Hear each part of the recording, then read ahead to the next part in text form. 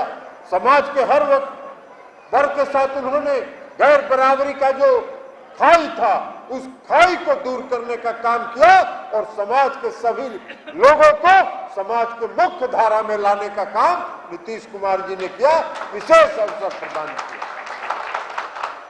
आज उसके साथ साथ नीतीश कुमार जी का ही प्रयास है कि बिहार का विकास दर पिछले कई वर्षों से दोहरे अंक में है। बिहार में क्या था?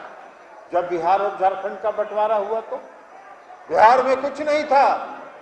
बिहार में लोग मजाक में कहते थे उस समय, जब बिहार और झारखंड का बंटवारा हुआ, लोग कहते थे कि बिहार में अब आलू, लालू और बालू तीनों चीज बचा है।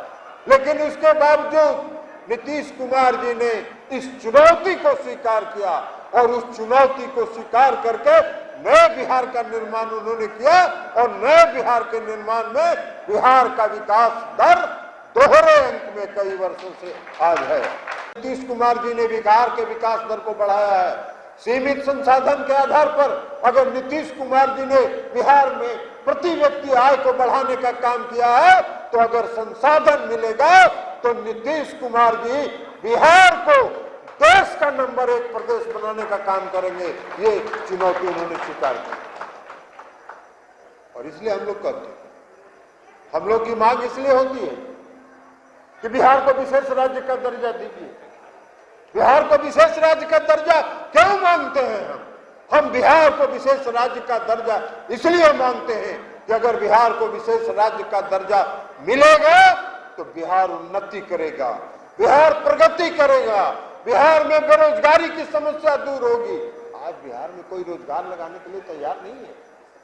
बिहार में कोई रोजगार नहीं लगाना, इंडस्ट्री उद्योग नहीं लगाना चाहता। और उद्योग क्यों नहीं लगाना चाहता है? इसलिए उद्योग नहीं लगाना चाहता है कि बिहार में अगर कोई उद्योग लगाएगा तो बिहार से उसको जो उत्पादन होगा उसके उद्योग में, उस उत्पाद को ले जाने के लिए बंबई और दिल्ली ले जाने के लिए जो उसको खर्च पड़ेगा बंबई और दिल्ली के बाजार में, वो प्रतिस्पर्धा में, उसके कंपटीशन में वो नहीं आ सकता है, इसलिए कोई नहीं लगाना चाहता।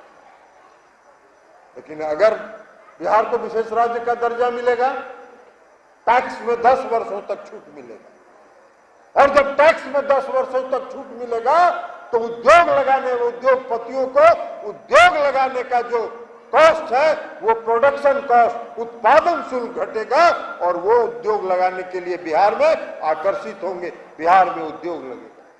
बिहार में जो आज केंद्रांश जो भारत सरकार की योजनाएं हैं, वो इन योजनाओं में जो 70% और 70 और 30 का रेशियो है, 60-40 का रेशियो है, वो घटेगा और 90 और 10 का रेशियो होगा। 90% भारत सरकार देगी, 10% बिहार सरकार देगी। लोग कहते हैं, बहुत लोग कहते हैं कि वित्त आयोग के अनुशंसा के आधार पर बिहार को भी हिस्सा मिल रहा है। वित्त आयोग की अनुशंसा पर बिहार को कोई विशेष नहीं मिल रहा। वित्त आयोग की अनुशंसा जो है वो एक फॉर्मूला पर आधारित है और उस फॉर्मूला के आधारित पर बिहार को भी मिलता है, महाराष्ट्र को भी मिलता है, गुजरात को भी मिलता है, कर्नाटक को भी मिलता है, उत्तर प्रदेश को भी मिलता है और बिहार को भी मिलता है। हमको कोई खास नहीं मिलता। जो वो हमारा हक है, जो हमारा फॉर्मूला के तहत जो मेरी हिस्सेदारी है, वही आज हम सब लोग इसलिए मांग करते हैं। आज इसलिए हम लोग सब लोग मांग करते हैं कि बिहार को विशेष राज्य का दर्जा मिले। वित्त आयोग की अनुशंसा पर आप सबको आश्चर्य होगा, वित्त आयोग ने एक अनुशंसा किया और वित्त आयोग ने कहा 17 वैसे राज्यों को चिन्हित किया जहां वित्तीय कुप्रबंधन है और वित्तीय कुप्रबंधन के कारण सालाना रेवेन्यू डेफिसिट होता है। वित्त आयोग ने कहा, 15वें वित्त आयोग ने, कि 2,94,000 से ज्यादा करोड़ रुपए वैसे 17 राज्यों को रेवेन्यू डेफिसिट ग्रांट दिया जाए। रेवेन्यू डेफिसिट ग्रांट किसको मिलता है? जहां वित्तीय कुप्रबंधन होता है।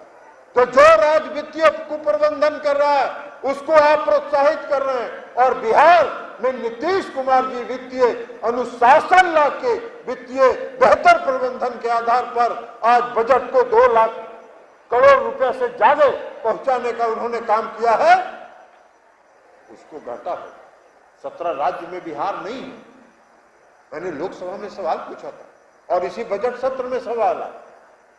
मैंने पूछा कि भाई आप वित्तीय कुप्रबंधन वाले राज्य को क्यों प्रोत्साहित कर रहे हैं? वित्तीय कुप्रबंधन को, फाइनेंशियल मिसमैनेजमेंट को क्यों प्रोत्साहित कर रहे हैं?